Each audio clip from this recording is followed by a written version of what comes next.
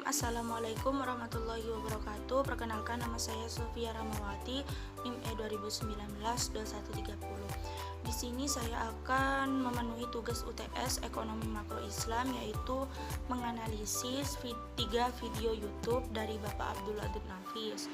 Di sini saya memilih 3 judul dari video YouTube Bapak, yaitu pendapatan nasional, uang dan fungsinya, dan yang terakhir pengangguran dalam perspektif ekonomi Islam.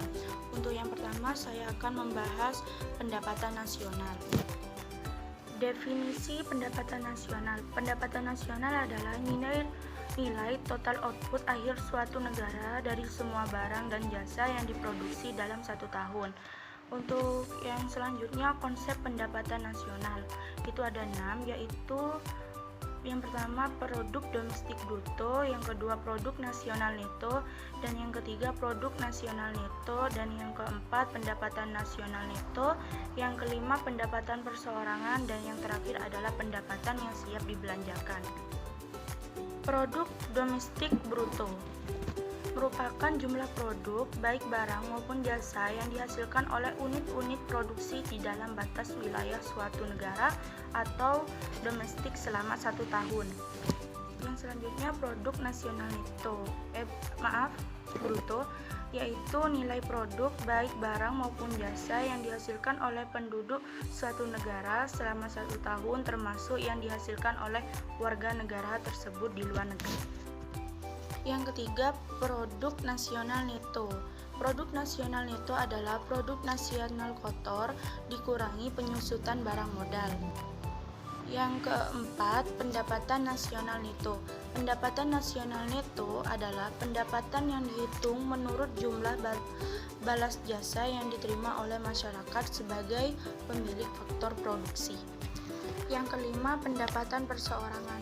Pendapatan perseorangan merupakan jumlah pendapatan yang diterima oleh setiap orang dalam masyarakat, termasuk pendapatan yang diperoleh tanpa melakukan kegiatan apapun. Dan yang terakhir adalah pendapatan yang siap dibelanjakan.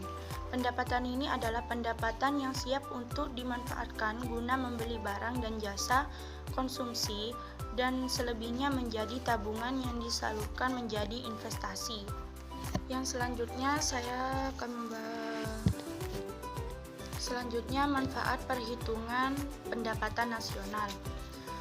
Yang pertama, mengetahui tingkat kemakmuran suatu negara. Yang kedua, mengevaluasi kinerja perekonomian dalam skala tertentu.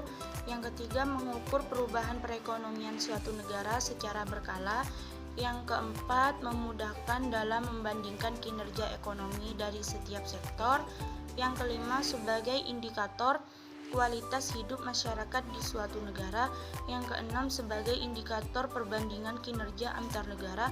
Dan yang ketujuh, sebagai indikator perbandingan kualitas standar hidup antar negara.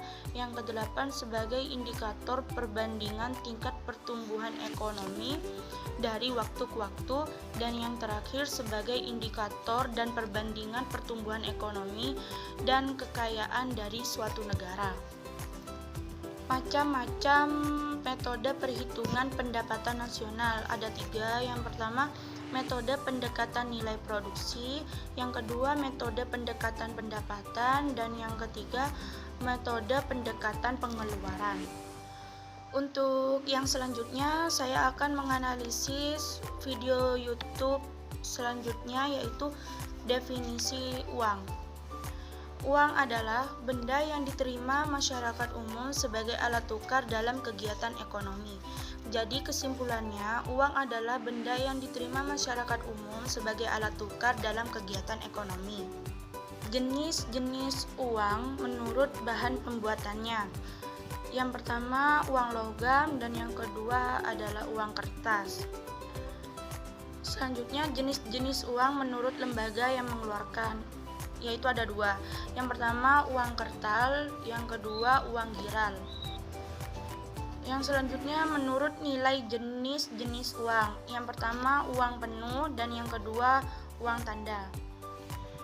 Yang pertama, uang penuh, artinya nilai dengan barangnya itu sama. Dan yang kedua itu uang tanda, memiliki arti apabila nilai yang tertera di atas uang lebih tinggi dari nilai bahan yang digunakan untuk membuat uang, atau dengan kata lain nilai nominal lebih besar dari nilai intrinsik uang tersebut. Misalnya, untuk membuat uang 1000, pemerintah mengeluarkan biaya sebanyak 750. Yang selanjutnya, fungsi asli uang.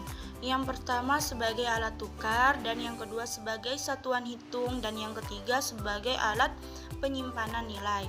Yang selanjutnya fungsi turunan uang. Uang sebagai alat pembayaran transaksi yang sah. Terus uang sebagai alat pembayaran hutang, uang sebagai alat penimbun kekayaan, uang sebagai alat pemindah kekayaan, uang sebagai alat pendorong kegiatan ekonomi. Fungsi uang menurut ekonomi Islam, yaitu ada 3. Yang pertama sebagai alat tukar, yang kedua sebagai alat hitung, dan yang ketiga sebagai alat penyimpan kekayaan. Yang selanjutnya saya akan menganalisis video yang terakhir, yaitu pengangguran dalam perspektif ekonomi Islam. Pengertian pengangguran. Pengangguran adalah orang yang masuk dalam angkatan kerja 15-64 tahun yang sedang mencari pekerjaan dan belum mendapatkannya. Macam-macam pengangguran. Yang pertama pengangguran terbuka, kedua pengangguran tersembunyi, yang ketiga pengangguran musiman, dan yang keempat pengangguran setengah menganggur. Yang selanjutnya jenis-jenis pengangguran. Yang pertama pengangguran friksional, dan yang kedua pengangguran siklikal, dan yang ketiga pengangguran struktural, dan yang keempat pengangguran teknologi. Yang selanjutnya dampak pengangguran.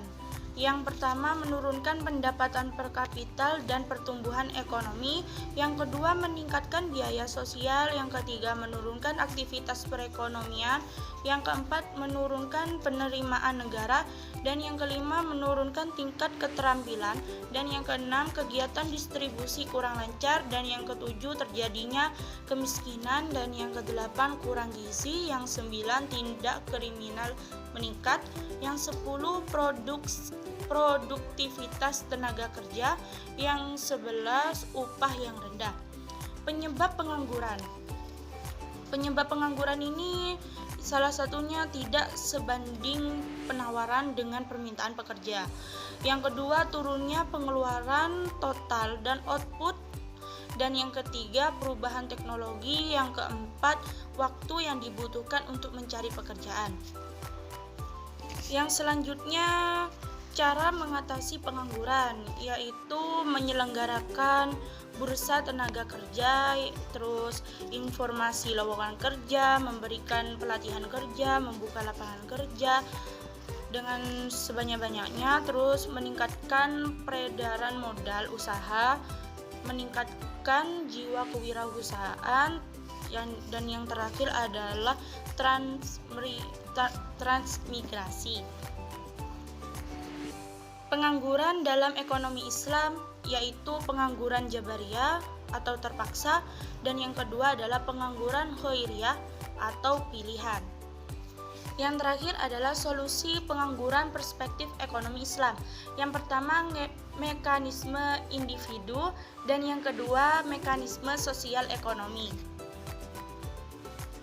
Baik, sekian dari saya. Apabila ada kesalahan atau kekeliruan dalam pengucapan, mohon maaf sebesar-besarnya. Wassalamualaikum warahmatullahi wabarakatuh.